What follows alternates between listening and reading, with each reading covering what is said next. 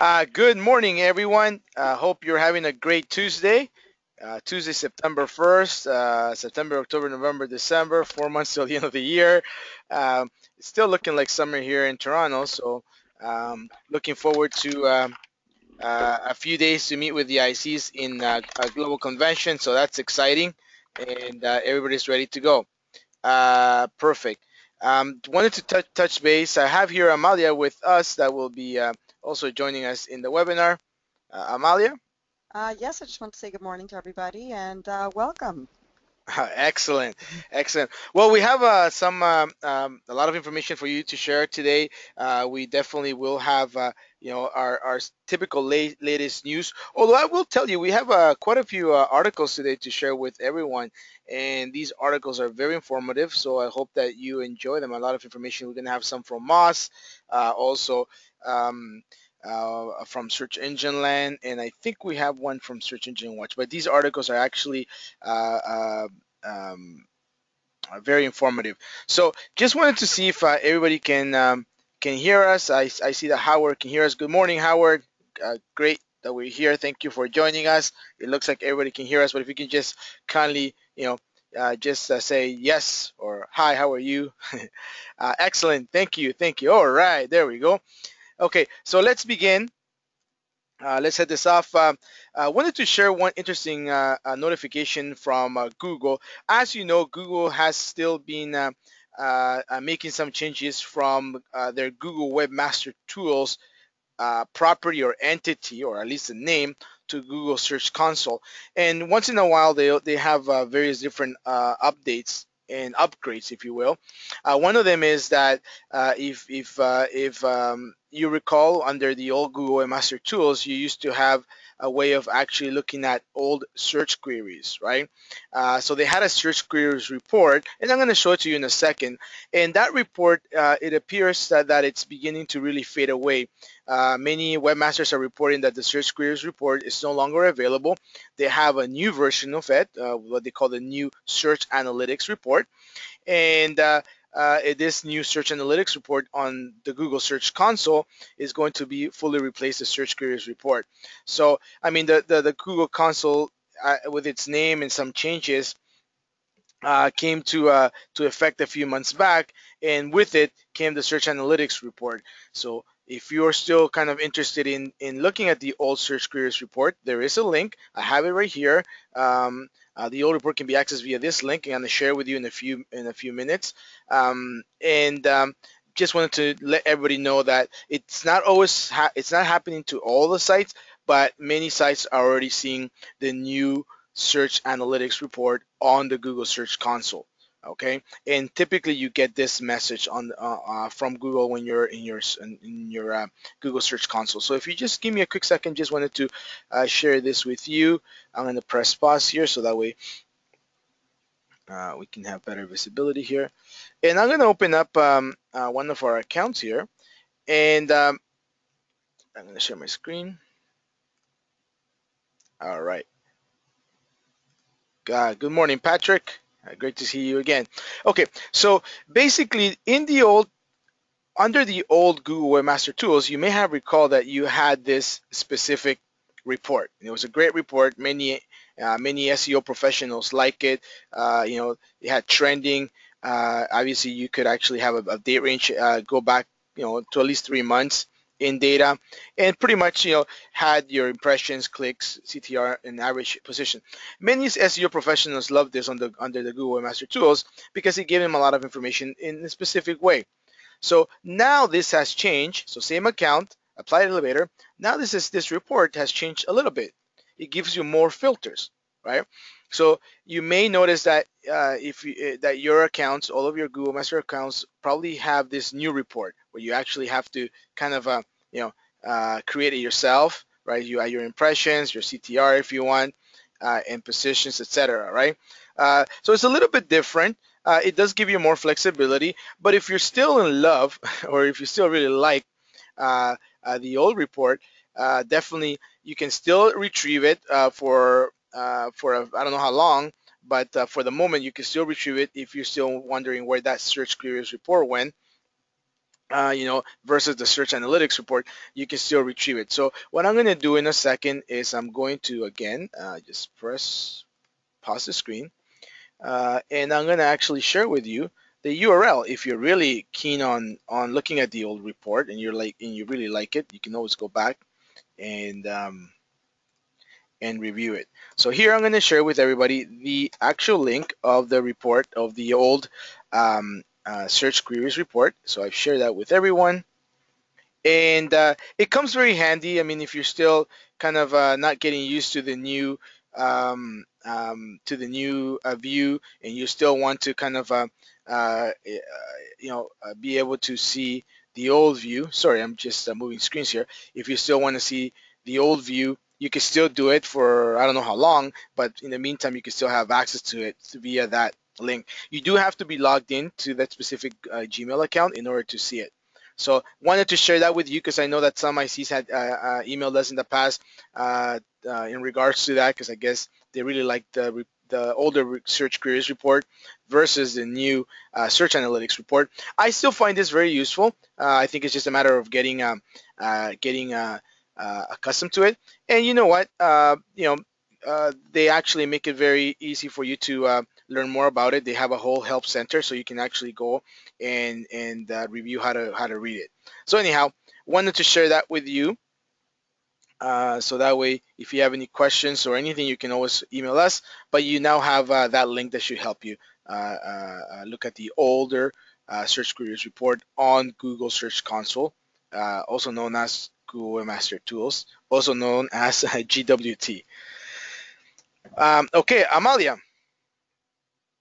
I think Amalia has some updates for us in regards to Google Home Service. Yes, I do. Can you guys hear me okay? Yep, we can hear you. Hello? Okay, much better. Sorry, I'm having a little bit of trouble with my headset, so my apologies to everyone. I did come across this article I want to share it with everybody. It's called Google Home Services Ads Launch in AdWords Express. Basically, it's limited to the San Francisco Bay Area. The ads are available to plumbers, locksmiths, house cleaners, and handymen.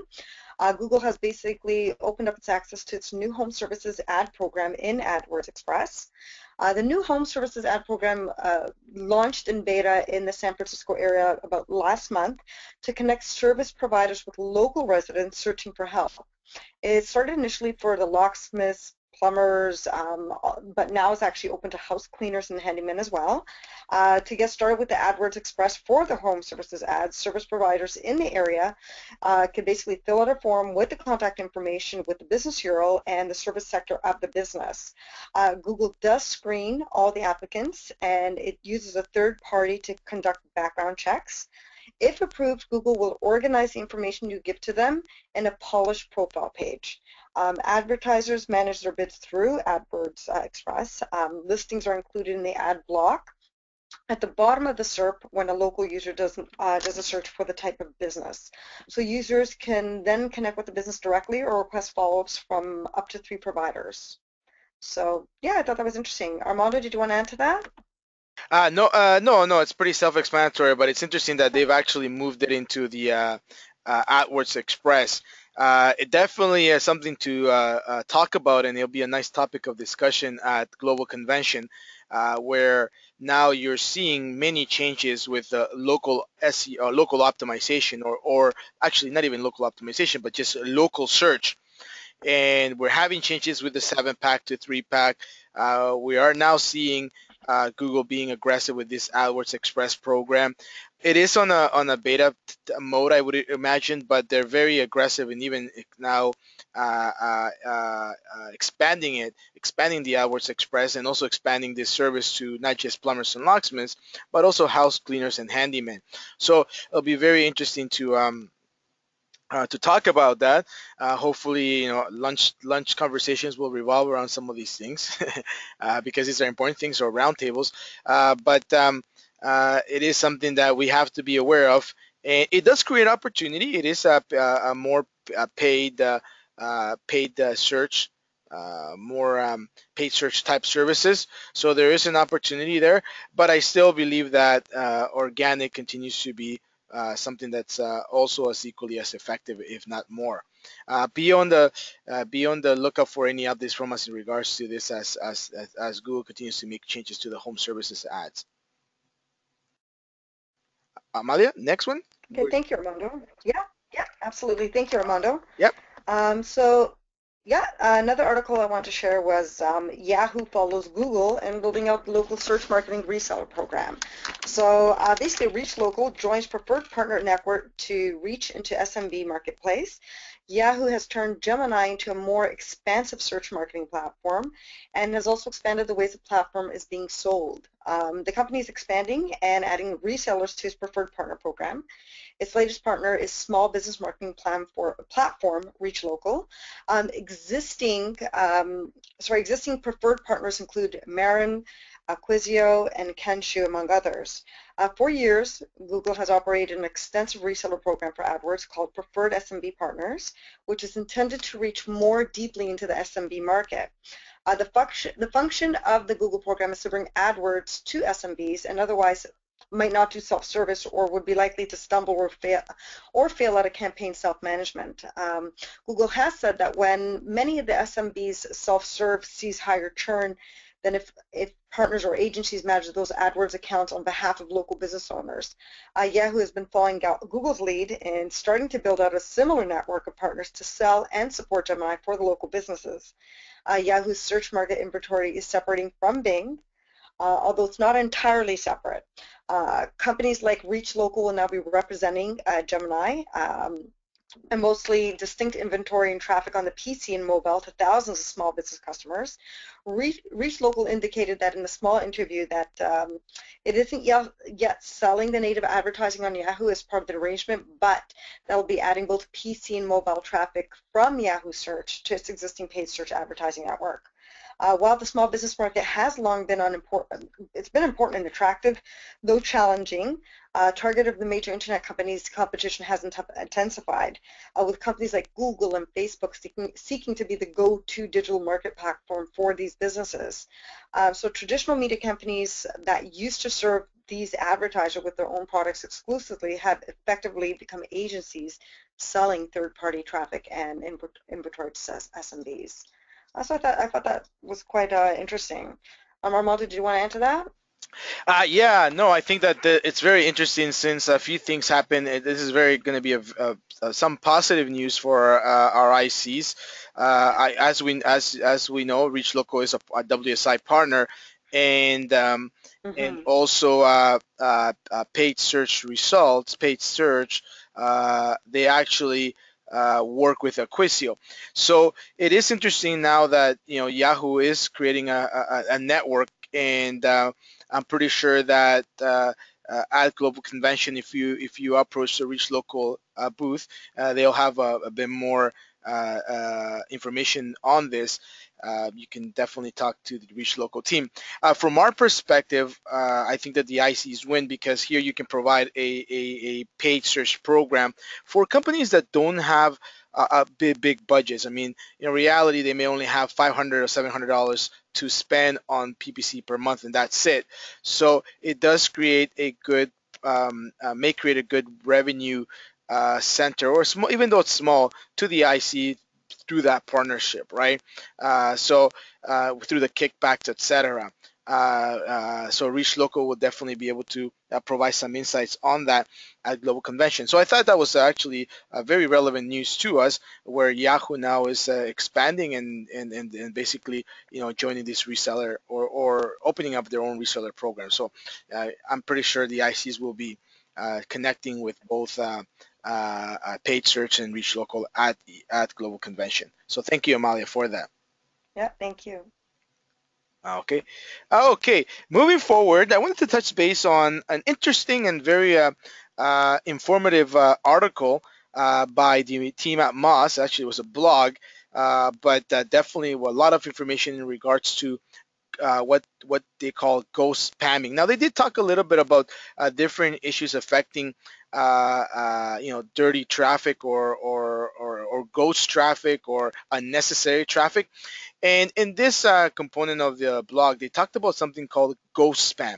And I know many ICs in the past few months have seen the higher level of referral traffic or junk traffic on their Google Analytics account. And you know what? There are ways of being able to eliminate this traffic or remove this traffic from Google Analytics. But it's not, it's not just your site or your client sites experiencing this trend. This is something that continues to grow.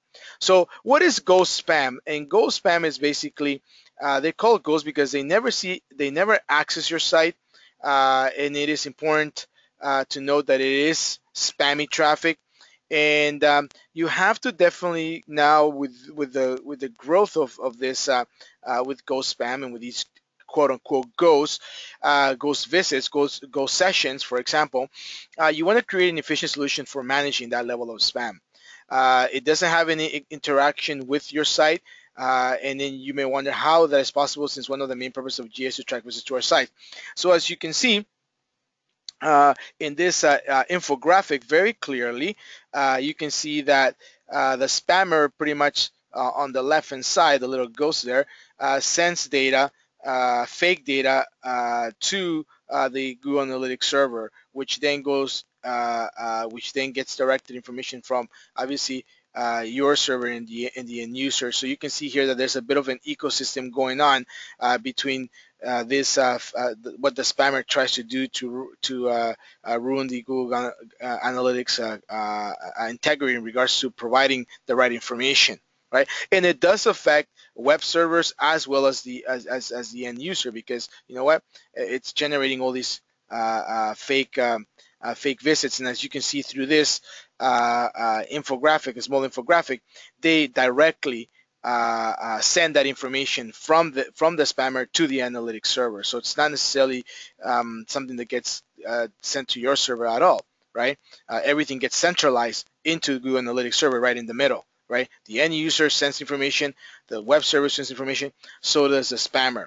So if you have a question on how this happens, well, it's probably a question that we should be asking Google, right? Anyhow, it's happening, and it's happening a lot, and as a result, definitely it is recommended to add what they call the referral to an exclusion filter after it's spotted.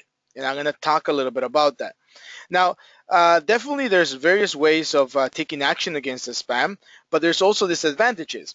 If you are an individual who's very keen on removing these, you may have to actually create filters every week for every new spam detected, and it definitely can be tedious and time consuming, especially if you manage many sites. Plus, by the time you apply the filter and it starts working, you already had some affected data. Number two, some of the spammers use direct visits along with the referrals. Okay, and number three, these direct hits won't be stopped by the filter, so even if you're excluding the referral, you will see you'll still be receiving invalid traffic, which explains why some people have seen an unusual spike in direct traffic.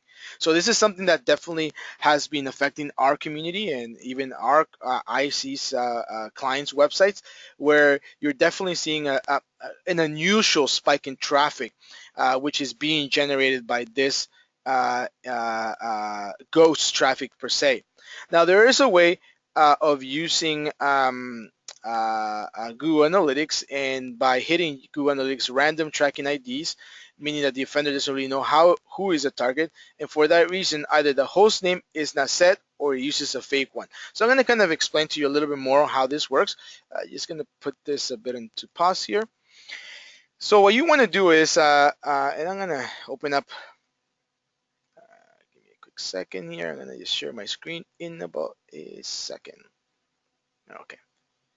Now I'm gonna show you an account that we have, one of our ACs, that basically we've created already some filters because we kept seeing this traffic come here. And obviously, to do your filters, you can actually go to admin, right, on your Google. So first you have to log into your Google Analytics. You go to admin and you can see all your filters, and you can add new filters, right? So you have to obviously fill out the information.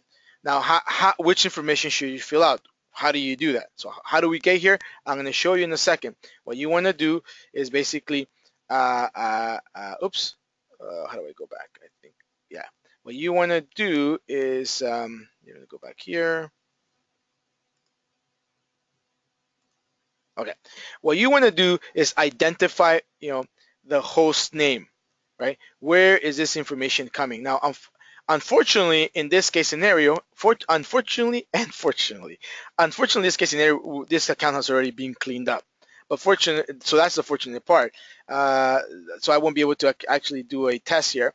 But the way you go about this is once you go to once you are in the reporting area, then you're gonna obviously, get into the dashboards. Sorry, get into the audience. Under audience, you'll definitely find technology. So you want to open up technology, right? So let's go, I'm going to start again. You typically will see this audience, technology, and then under technology, you want to click on network, okay? Once you click on network, then you want to get down here and you'll find different dimensions, service provider or host name. You want to click on host name to identify. See, right now, it's pretty clean. I mean, these are very small numbers. So, I mean, I could literally try to create a filter, which I won't because my team will get upset at me. But let's say many of you have seen some of those websites, or whether it be here, let me show you some of the filters that have been created so we can get some names. Many of your sites, you've seen these ones: buttons for a website, buttons for your website, free share buttons, get free traffic. Now, I'm pretty sure you've seen this in your referrals, but you don't know how to do that. So you don't know where they're coming from. The way you're going to identify where, the true name of this of their host name is by going into, again, what I just shared with you, going back, audience, you click down to technology, you click down to network. Under network, you want to open the host name. Okay, so now it's definitely going to give you all the host names, and that's how you identify which are the websites that are giving you all this spammy traffic. Right now, I'm going to open up the actual article because from here I went a little bit crazy. So what you want to do is once you create a filter, you want to define it as a custom filter. Okay, so let me go back to my screen, and I apologize if I'm toggling a little bit fast. I just want to make sure that we can capture this because I know ICs were asking about this. So new filter. You want to click on custom. So obviously you can create the filter name. Typically you want to create it by the URL, whatever name you want to give it, and you want to create custom. Okay, so I'm going to go this very slowly. Then after that, you want to also make sure it has a host name, filter the pattern that you want, right, what the URL is, and basically you want to verify this filter. Okay, so you will see that some of these filters are such as cmalt.com or buttons for a website. Everybody's getting this type of traffic.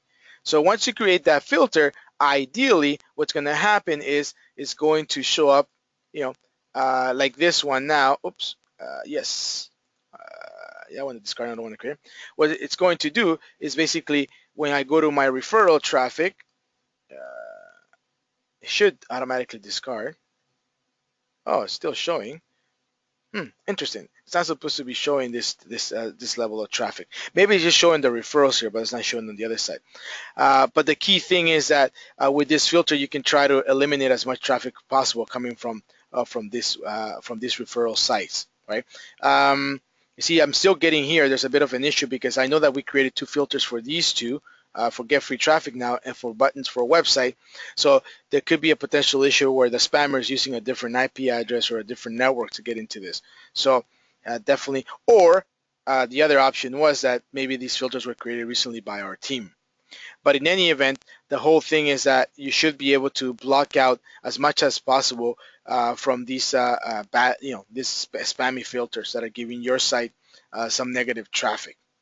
Okay, so I'm gonna press pause for a second because what I want to do is I'm actually going to share um,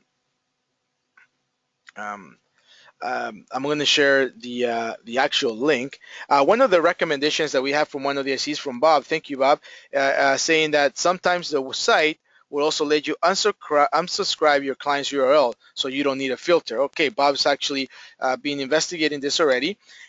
So definitely, yes, I heard that before, and thank you for bringing that up again, where you can actually connect with the site and try to unsubscribe through them directly. If you go directly to the URL that you're finding the referral spam. And that is a possible way of doing it as well. Okay. However, I'm putting here the article, the article talks about other different things that are also equally as important in regards to the different type of referral spam and you know what you should be looking about on in regards to this type of ghost spam and how it can potentially affect ranking. So I would definitely have a good read on this. Uh, the other the other the other key thing about this article is that because it's Moz and they're a community of SEO specialists, and sorry, I'm going to go a little bit quickly here because I want to kind of share some of these things. Sometimes you also find very valuable feedback and comments.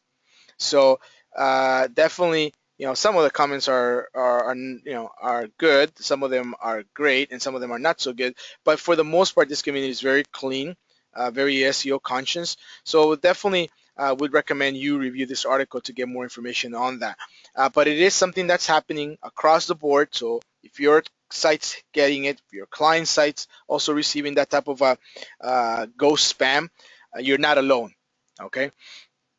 And definitely there are this is one of the best solutions recommended in regards to blocking it out. So try it out, test it out. If you need to work with your production team, just reach out to them, and I'm pretty sure they can help with the settings. I know that our team has been doing that, trying to clean it as much as possible. It's a bit tedious because we're always finding new ghost spammers, but talk to your production team. And thank you, Bob, for that tip. It's very helpful. If you find the actual URL, you click on the URL, go to the site, and in some cases you can unsubscribe from them. But again, it's definitely something that's a bit of a headache because it's creating some bad traffic, some unnecessary traffic, some unreal traffic, right? So definitely we'll look, keep an eye on that. And like I said, if you need help, let us know, and we can definitely assist you as much as we can. On the lighter things, you may have noticed that Google has added more height to their search box. So in this little, um, if you can see, the shorter, wider one is actually the new one versus the other one, which used to be a bit, sorry, the wider one is the old one, and the shorter version is actually the new one. And you can see that they've actually changed that on their homepage. They're also saying they've changed it on the inside search results.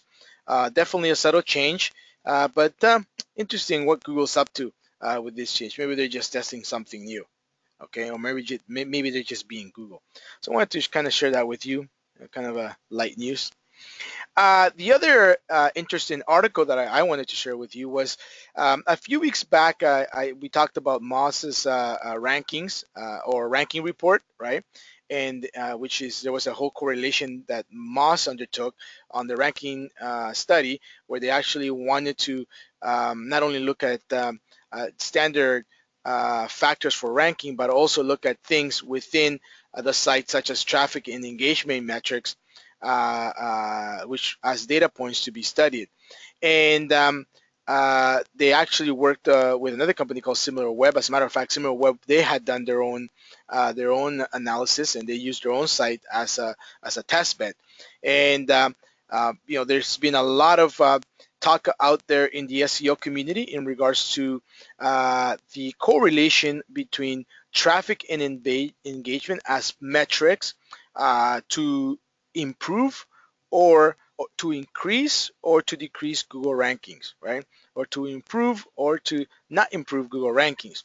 So people used to say, you know what, apart from your standard ranking factors, on-page optimization, off-page optimization, there's also a couple of things that always wanted to get studied, which was traffic and engagement metrics. So obviously, Moss's ranking data that took over 200,000 domains and combined with multiple similar web data points, they actually included traffic. They took a look at traffic, page views, bounce rate, time on site, and rank. And the search ranking factor study was able to measure how these metrics corresponded to higher rankings. Okay, the element of traffic and engagement metrics. So in theory, before I move forward, the I guess the hypothesis or the assumption was that if your site benefits from high search visits, high total visits, high direct visits, high global rank, um, a higher time on site, a lower bounce rate, and higher page views, it would definitely equate to healthy, growing rankings, right? So every marketer and SEO professional wants to know if there's a correlation between web search ranking results and the website's actual traffic. That's like the big question. So with this additional report that Moss and Similar Web, that's the name of the company, they actually created this graph where, as you can see, studying all these different sites and giving it value, the values are here at the bottom. So the values at the here at the bottom talk about how the impact and the correlation to the rankings, right? So they looked at a few months. They looked at May of this year, April, right? And as you can see, the values are negative and positive. Positive being, are they affecting, is there a correlation positively, right? Is there somewhat of a correlation? And as you can see, based on their studies, the elements that came out very that were highlighted was that obviously visits has a very predominant correlation to Google rankings, right? And I'm going to get into that in a second. Primarily that time on site as well, and page views, right? These are the predominant ones that came out in this study. The other ones were bounce rate. It was a very minimal value, right? And obviously ranking. Obviously, there was this is a correlation. If your website is ranked amongst, the higher it is ranked, let's say by Alexa, for example, the better, right? In principle, right? I mean, Alexa being a somewhat, it is a third-party tool. It's still there. Many SEO professionals question the tool, but they looked at that as a tool. So the two things that you can see is that traffic correlated to higher rankings. Like I said, Moz examined both direct and organic search visits over a 3-month period. So they looked at, I think it was just before April, so it must have been March, April, May.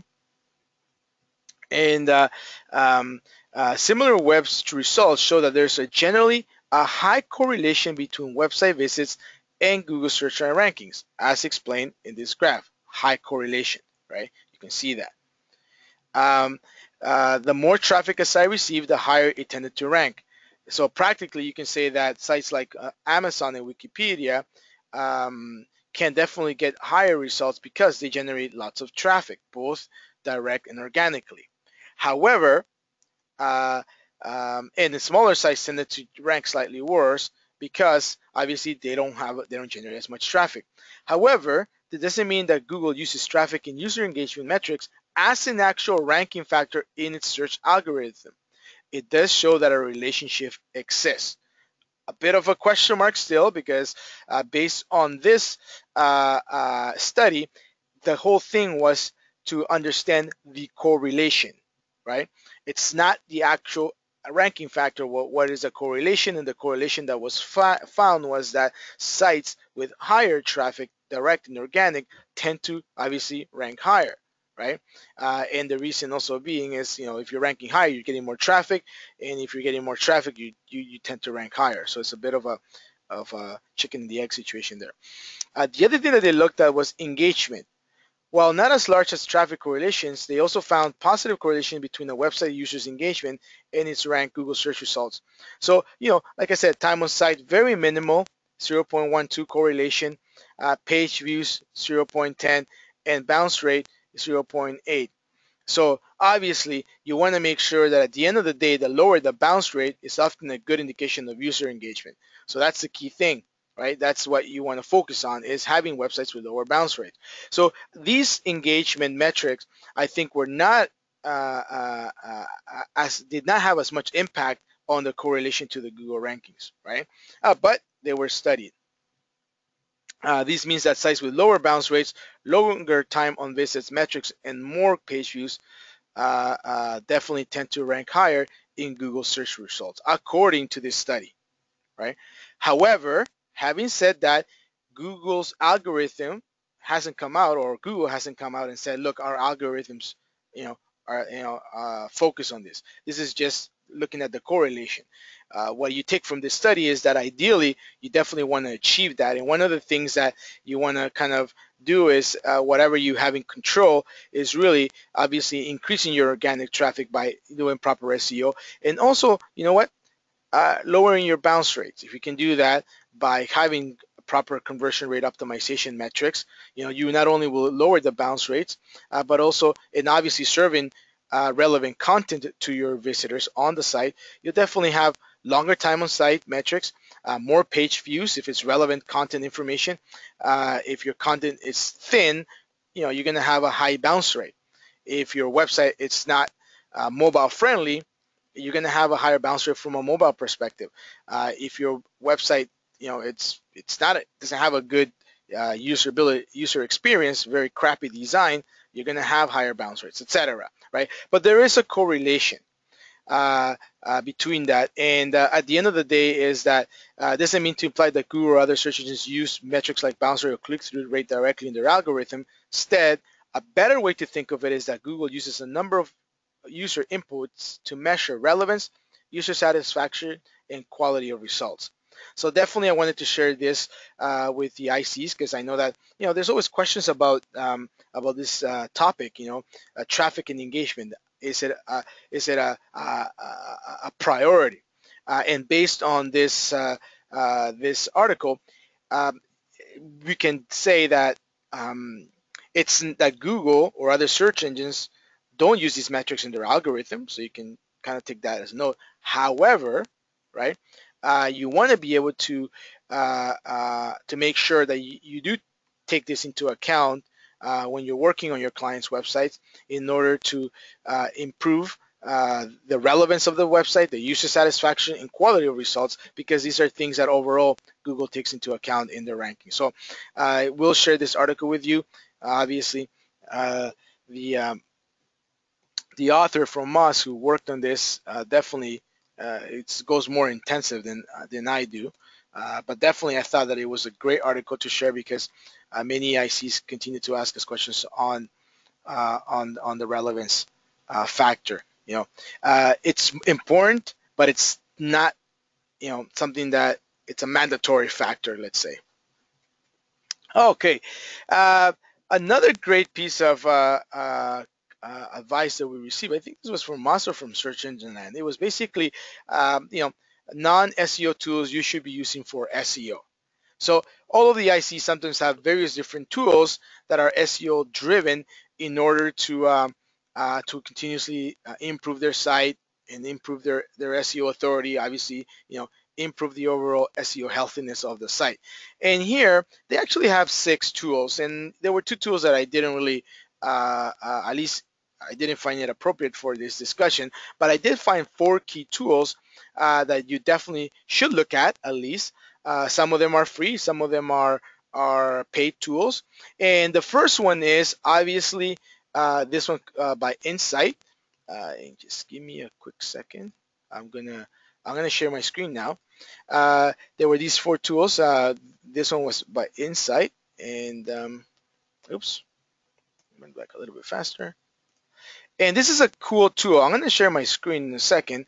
Uh, but basically, as you know, and even Matt Cutts he has hinted at grammar being a very important aspect on the rankings as a factor, right, onto the algorithms, as having an impact on your rankings, and at the same time, visitors' trust and conversions can only be improved by eliminating pesky spelling and grammar issues on your site, right? I would say that I mean, unless you're writing thin content, you can definitely see that a lot of these sites have, a lot of grammar issues because all they're doing is just writing content for illegal or black hat SEO purposes. So this tool will actually help you. Um, this tool by it's Inspider. It's actually by a company called Inspider, but basically it finds a couple of things. It helps you find broken links, but it also helps you find spelling mistakes. Okay, and you can actually download a free trial of the tool, and you can actually buy the tool for 60.95. Well, sorry, 59.95 US dollars, right? So it's an interesting tool to have, specifically if you are dealing with a client that's very picky about the way their website, and they really want to make sure that its content is up to par, up to speed. Obviously, you don't want to go and read everything yourself. You can definitely use this tool for spell checking, looking at misspellings. And one of the key things is that you can actually look. This is not only just for English, but it also caters to English, French, German, and Spanish. Okay, and again, it does find broken links added as an added value, and it definitely can provide you with some SEO relevance as well. So it is a good tool. Again, if you have quite a number of sites that you're doing SEO, and at the same time you want to make sure that all the content that gets uploaded it's with no spelling mistakes, right? Spelling mistakes free. It's correctly done. So this tool actually helps you achieve that. So again, it's InSpider, and the tool is called Insight 5. I'm gonna, kind of put that here in chat today. Here we go. If you're interested, a great tool to use. The other one was also a tool called Canva. And this is also a cool tool because it definitely helps you design and polish quick images very quickly. Sorry. So if you can't get to a designer or a production team with a designer, this website can definitely help you in polishing or editing, if you will, an open graph image or a custom image that you want to do. So the cost is free to edit images. They also have stock photo library that you can pull from with photos costing $1 each. So you know what? The tool itself is free, but if you wanna, oops, sorry, Canva, Canva.com. I'm just going to my screen. If you want to, uh, just find out about how to do a proper design, amazingly simple graphic design, you can definitely use this tool. Flyers, presentations, Facebook covers, on the go, this is very good if you can do it. Obviously, again, remember, it's not going to be done super professionally. It's just to be done simple, basic, straight to the point that you need. You can use it for blog graphics. They even do it for some traditional like business cards, posters, and invitations. So I thought that this was a cool tool because sometimes you know what, you want to make sure that you can create an image for a blog, or your client, their website needs a bit of a maintenance, a bit of a cosmetic touch-ups. You can definitely use this tool to even edit the images. So and like I said, it also gives you some free stock or some paid, but definitely very useful, very useful tools. I'm going here so you can, on the same page. But definitely wanted to share this tool with you, and if you're looking for something from a, sometimes graphics can be a bit of a pain, and your clients don't always have graphics. Use this tool. Definitely will assist you. Okay, I know that there's other tools that other ICs use, but this one was definitely recommended. Okay, moving forward to this next one. The other one is regarding infographics. Sometimes, you know what, you definitely need to create a variation in content.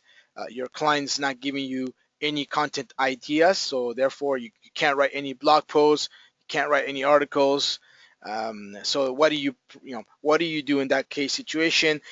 Maybe they don't provide you with videos or images, etc. So you can definitely use this tool. Infogr.am is basically a non-designer friendly infographic maker, and definitely can help you with quick and easy to create charts. And according to this editor, it visually crushes any chart you create in MS Office. So this one is a paid tool. But again, if you have quite a number of sites, definitely it can be worth the license, right? It's only $15 a month. You can test it out, test it out with some of your clients, and it can definitely bring some variance. I know that some ICs use this, and they really like the way it works for them. And it does have its pros and cons, but at the end of the day, you know what?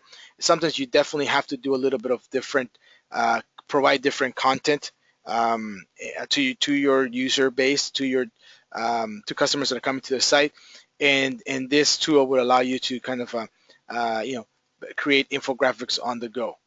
Okay, so you can see some of the things that they've created here. I mean, even Politico is using it. So Bleacher Report, right? The Huff Post is also using it. So it's a tool that it's being definitely used by clients. So this one is actually in a presentation mode, so it does have a little bit of some. I think it's like a GIF. It could be a bit of a moving GIF. So it definitely allows you to do on the go. Look at this one, for example. You know, you can actually do a bit more, you know, more detail infographics to a very simple infograph. And again, one of the key things to infographic is actually having a strategy behind that infographic. So there is quite a lot of research that goes in the beginning. So once you yourself as a professional are able to create that strategy on the infographic and the storyline behind the infographic, then definitely you can use infogr infogram, I guess, infogr.am to assist you. So sometimes ICs are asking us about, you know, creating their own infographics, and this is a great tool that I'm sharing with all of you through the chat, so you can keep an eye on that as well. Okay, and I believe there's one more tool. We're running a little bit of time. Sometimes you want to make, you're looking at the right title, whether it be a title for your blog post, even, you know, title tags, etc. And this tool is called a title tester. It's a basic title testing tool, and I'm going to go to it very quickly because time is of the essence. And this title tester tool, it allows you to definitely create some titles, right? Basically, you would have different ideas or multiple titles, right? So the first thing is you have multiple titles of a blog, right? You know, how to improve your SEO rankings. Let's say that's the main topic, and then you have multiple titles to test, and based on those titles, you send them to your respondents, and then your respondents will definitely give you uh, um, feedback on the best titles, right? So you circle it around your network, and this network could be, you know, your clients' internal staff or their end clients, you know, and then based on that, you're able to generate the results, right? So it's a very interesting tool because it's very effective. You can actually pretty much, in essence, what you're doing is targeting the specific demographic. It is a faster turnaround time because you would be able to send it to your close network, and basically they'll respond and provide you with uh, uh, with um, with their feedback. So definitely, again, this is for titles that you can use on your content, right? Sometimes you don't know how to use it, or sorry, you don't know what to title a blog piece or an article or even a case study or just an SEO piece, period. And this will definitely help. You can also use it for AdWords for your titles on your ad messaging on your ads, right? Your text ads, right? So it's a very interesting tool. It's called Title Tester, and whether you use it or your content writer uses it, it can definitely come in handy. Okay, so I wanted to share this tool as well with everyone today. It's a very simple tool again, and one of the key things is it's free, right? Now, obviously, you can also pay a nominal amount on the platform for their population of people to upvote. So again, they do have somewhat of a promo going on in their website, but ideally, you should be able to get this tool for free. Excellent. Moving along, just a few minutes. We have an interesting case study from OntarioParking.com. It's basically a client that has been with us since January 2012. So definitely been with us for about 3 years. When we took on this client, this is an SEO project, and we've done various different changes. We actually worked with our sister company, SEO5. As many of you know, it's our parent company, so they actually provided us with this specific case study. And Ontario Parking Systems is basically a leading for parking control since 1981. They provide barrier gate operators, slide gate operators, a swing gate opener, sensor integrated automatic gates, and more. So it has to do with anything, you know, to do with parking.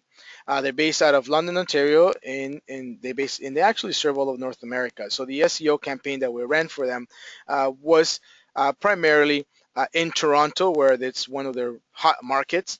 And you can definitely see that this campaign that we actually worked with them.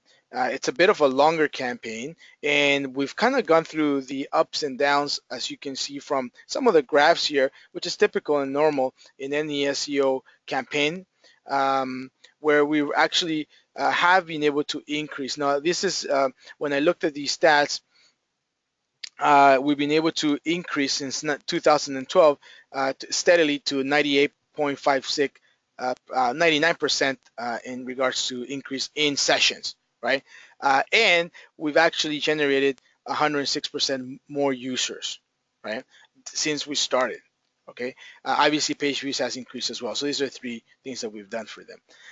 Now, just looking at let's say a comparison approach of last year to this year, right? Looking at a closer date, we actually increased their organic traffic by 40%, right? So they were getting about 2,000 visits or sessions per in 2014, and we were able to increase that to 3,000.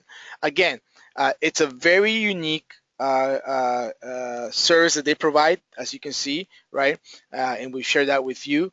Even though their target market is across Canada and the U.S., but they're just focusing on specific results. Now, a couple of things that you want to know was that we actually have been working with them, not just from an SEO perspective, and as you can see some of the rankings, you know, after 3 years, you know, they were in the fourth page, right? They were in the 11, 12, yeah, fourth page, 36 spot. They moved to top five. Barrier gate operators, in the Toronto area, you can see that, that was their geo target. We've been able to kind of look at those keywords and optimize them, right? And actually improve their organic, right? So whereas since 2012, you can see that they had pages, they have some of these keywords on the sixth page, right? And now they're number one. Vertical gates, again, sixth page, and now the number one. So it does take time, but the results are right here. Increase in sessions over time, and even just last year, 40% increase year over year in organic search, right? The other thing that we have done is that one of the challenges that we had was that their website was not responsive, right? So they had a nice website, and well, actually, I would say they had a website that needed some improvement because uh, uh, they didn't have the conversion or the call to actions or the conversion optimization elements to give them more leads. So we have done two things with them also from a web design and mobile site web design perspective, and also from a mobile site. Number one is really look at their existing at their new homepage. We've actually reworked it. Obviously, the client has specific budgets, but we were able to change their website with stronger call to actions. You have your promotion, your telephone number right across the board, and we've made it mobile friendly. Okay, and as a result, you can see this going back that um, uh, they have generated over time steady amount of traffic and overall results. So if you are looking for if you're looking at pitching to a client in this industry in regards to parking control solutions, and you're looking for a case study, definitely give us a call and we can work with you. It is very important uh, that we that you let us know in advance about the case study so we can prepare for you, package it for you, and you can present it to your clients. So this is a case study that has been recently submitted. Excellent. Just to finalize, so again, this case study, we have done some SEO with them. The SEO package, if you were to be looking at it, is a mixture of a foundational package and an advanced package, because we've gone after several keywords. And what we did in this case is that once we were able to get those keywords into top rankings, we move on to other keywords, right? And unless it's a very highly competitive area where there's a high level of fluctuation in keyword rankings, we typically start working on other keywords right away. So that's what our team has done. So it was a bit of a foundational slash advanced package. And obviously, like we mentioned back in April, just kind of beating that mobile get-in algorithm change. We were also able to convert their mobile to mobile friendly. Excellent. Again, just a reminder, ALM now is a certified product consultant, something that we're definitely pushing forward, very, very aggressive. As a matter of fact, within the next few weeks, the IC community will receive notifications of and updates in regards to our relationship with Salesforce.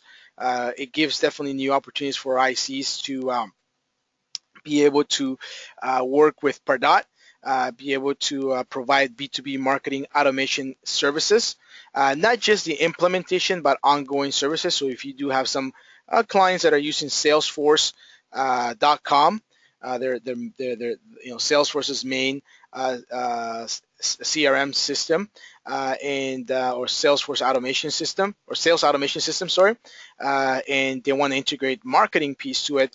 Definitely Pardot is a way to go. And we're piloting a few things right now with a few clients. Once we have enough information, we'll definitely start creating some case studies. So if you are interested in it, it's also something that you can provide. Thank you for joining us, Amalia. Hopefully you're still there. I know I took most of the webinar today, but wanted to thank Oh, no. wanted to thank everybody for being here with us today, and basically look forward to next week meeting with you in Miami. Amalia will be there. Vinicius also joining us, and also a new member of our team, Michelle Ranieri. You'll have a chance to meet Michelle, Amalia, and myself at the booth. So look forward to that. A few promos that are going to be also coming out for a global convention, and also a few surprises. So keeping it moving and keeping it real. Amalia? Yes, no, I just want to thank everybody for joining us. I definitely look forward to meeting and, seeing everybody again next week. And as Armando mentioned, we're going to have a few promotions going on, and we look forward to sharing that with you guys. Great. Yeah, don't be shy. Come and visit us. We won't bite, but definitely look forward to seeing you, everybody, at convention. I know Vinish is going to be a guest speaker. We have a few surprises, also a few giveaways. So hey, it's all about having fun and actually seeing you as well, and and having a good time. Learning more about how we can improve our network. So we also look forward to meeting with you. We're going to have one more. We're going to have one more webinar next week, Tuesday. So definitely, if you can, you join us. Otherwise, we're going to be recording it because we want to keep you up to date. We will be giving wine this year. No, not this year. Sorry. We have something else. So, but definitely we'll have some surprises for everybody. Have a great week, everyone. Thank you for joining us, and we'll see you next week, Tuesday, for our weekly ALM webinar. Have a great week. Take care. Have a great week. Thanks.